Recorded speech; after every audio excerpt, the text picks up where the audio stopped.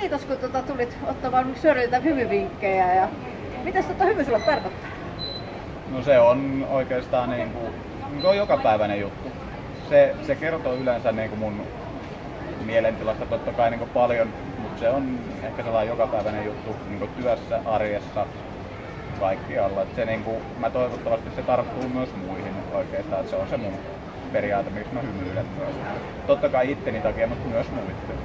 Hymyn tartuttaminen, sehän on tosi tärkeää. Se on, sanotaan, että nykyisin kun itsetunto on sitä luokkaa, niin uskaltaa jo hymyillä ja antaa itsestään ulkopuolelle muutakin kuin sen, mitä ihmiset ylipäätänsä näkee. Mitä sä tykkäsit tästä meidän ideasta, että laitetaan hymy kiertämään?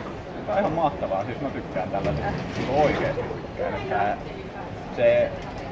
Mitä enemmän mä näen sitä hymyä kuin se, että täällä ihmiset kävelisivät sitten suu alaspäin, niin kyllä tässä vaan siinä tulee vaan itsellekin, se vaikka siinä tarttuu, se hyvä mieli vaan tarttuu.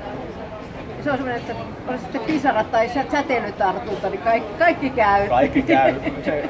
Se on sen verran hyvä tauti, että siitä voi vaan tykätä.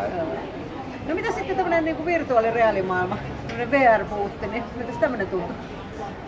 Itse asiassa se oli ensimmäinen kerta ja mä en vaan voinut sille mitään, siinä vaan tuli hyvälle tulee. Mä oon taas paljon paremmalla tuulella kuin se mitä mä tulin tänne.